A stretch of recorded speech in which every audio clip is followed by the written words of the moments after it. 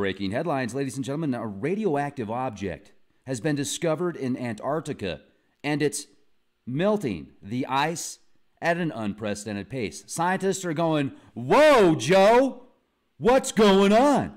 Well, the official story is radioactive rocks. Yeah, that's right. Radioactive rocks now, ladies and gentlemen. They're all over the place, totally normal. And you can read all about it at Science Alert. A hidden radioactive heat source seems to be melting East Antarctica from below. I'm going to show you the research essay in just a moment, but I also want to share with you another article from Science Alert. Breaking. Antarctica has lost 3 trillion tons of ice since 1992, and it's speeding up. This is the research essay. This is the research essay that shows the anomaly. And could this actually be from an underground base? Could there be an underground base out there that has a radioactive leak from a nuclear, maybe their nuclear meltdown or some type of failure? You know, they couldn't keep the cooling systems set properly and it just got a little too hot, a little too quick, and it went boom. And now it's causing the ice sheets to melt. Now we also know about the 90+ volcanoes that were discovered last year. And that brings the total up to over 130, so I think it's 138 now. Don't quote me on that. But check this out. As you can see here, I'm going to zoom in on this for you. This is the area right here.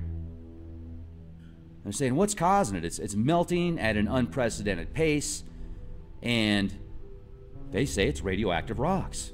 So, not a volcano, but radioactive rocks. And what about Edgar Cayce? Edgar Cayce was coming out with his prophecies, or when I don't even want to say prophecies. Edgar Cayce was an anomaly, was an enigma.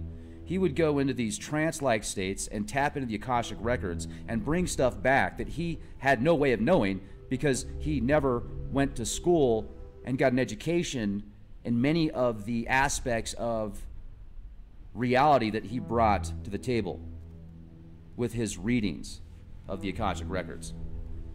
So he talked about how Antarctica would show signs with volcanoes of a impending near global reset, major catastrophes. It's a lot of volcanoes out there. Now, if the ice sheets melt in Antarctica, they're going to freeze somewhere else. There's going to be checks and balances that keep things in play. So I think that this is just a very interesting anomaly when scientists are saying, yeah, you know, we found this radioactive hotspot in Antarctica, and the only way we can describe it is right now, or one of the only ways we're going to describe it right now, is radioactive rocks. Geothermal flux capacitor that was built as a time machine for President Trump, because his nuclear uncle was friends with Tesla, and they got the blueprints on the hourglass machine, and they have developed it into a fine-tuned matrix generator. And I just added all that stuff extra sarcastically, because, I mean, it's about as plausible as radioactive rocks in my opinion. But I'm just saying, this is a whole other level of swamp gas. This is a whole other level of swamp gas. Now let me just share with you a little bit here. Let me go ahead and share with you a little bit of information now. You can see the Pensacola Pole Basin. It's southeast of there. Scroll here on the other map, just to give you a perspective here.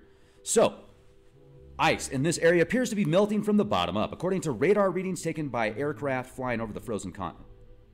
This radar is able to penetrate through 3 kilometers, almost 2 miles of ice. And then that way it will map underneath the ice, showing this, what you're looking at here. The team of experts think radioactive rocks and hot water sprouting from inside Earth's crust is contributing to this additional melt. So the team of experts think that radioactive rocks and hot water sprouting or spurting from inside Earth's crust is contributing to the additional melt. Now this is based on observations that are taken at about 470 miles inland from the shore. Read all about it, sciencealert.com. A mysterious geothermal heat source is melting Antarctica from below. Then, the next article Antarctica has lost 3 trillion tons of ice since '92, and it's speeding up. The most complete analysis to date, measuring ice sheet changes in Antarctica, shows that the Earth's southernmost continent has lost some 3 trillion tons of ice over the past quarter century. All right. A collective effort by over 80 scientists across the world used satellite data to determine estimates of ice sheet mass balance between '92 and 2017. And this shows that ultimately, global sea levels have increased by 7.6 millimeters over that period of time. So, what do you have to say about that? Swamp gas, highly concentrated stuff, right? Now, I want to show you this other article here. This is a research essay showing the new collection of volcanoes that were discovered last year in Antarctica. And it's called A New Volcanic Province Inventory of Subglacial Volcanoes in West Antarctica. So you scroll down here, and it's going to show you the map. You can see here the new locations, and then it's going to give you a comparison with Africa, with the volcanic hotspot out there. And they're saying that they think there's more volcanoes in Antarctica than anywhere in the world now. So more technologies, more doom. For example, we've got satellites in space now that are picking up new asteroids, comets, centaurs, planets, trans-Neptunian objects, Kuiper Belt objects, etc. It's like every day they add to the database.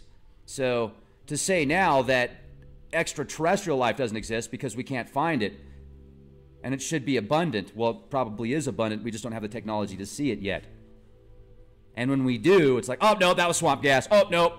Like, for example, if you listen to the video that I did recently where I shared the audio of these air traffic controllers that were picking up on multiple bogies coming in at several Machs. It's like Mach 2 or Mach 3 or something like that, and they couldn't say what it was, and then it just went off the radar. Well, the official story was they were picking up space dust. Yeah, space dust. Little space dust flying and go pew, pew, pew. That was what the radar was picking up, space dust. So it's either space dust or swamp gas or a reflection from Venus. How do you know what to believe anymore when you listen to the mainstream brain drain media? Unless you do the research yourself or you have a solid foundation, a solid base to get information to compare it to. If what I say resonates with you, fantastic. If what I say doesn't resonate with you, fantastic. It's up to you. So I'm just bringing the information in the way that I see fit. These are my opinions, and also based upon the data, you can come up with your own conclusion. I'll show you the data, I'll share my opinions, and if it doesn't resonate with you, that's okay too. Don't worry about it. I still get all sorts of flat earth comments on the channel. I don't know why. I still get a good 10 to 100 comments a day, sometimes more than, I mean, sometimes it's even more than that, of flat earth. Oh, great podcast, but you know the earth's flat, dude. Or you suck, dude, the earth's flat. Oh, you're a gatekeeper, the earth's flat. Antarctica isn't real, the earth's flat. Antarctica's a jungle. Space is fake. If you really think that, why are you coming to this channel? I don't understand. So,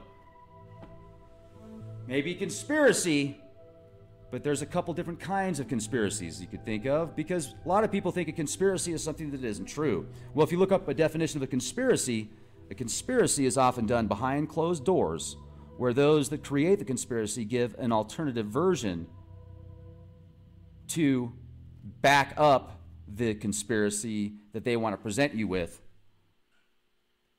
But the real conspiracy they don't want you to know about. Conspiracy. Nanu.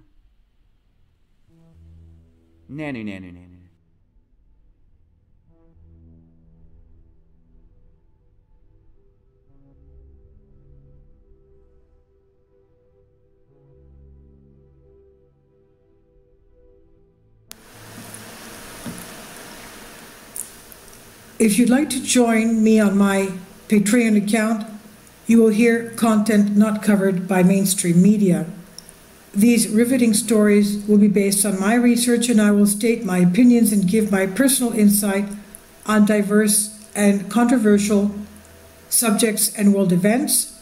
events not covered by mainstream media, and not supported by YouTube guidelines.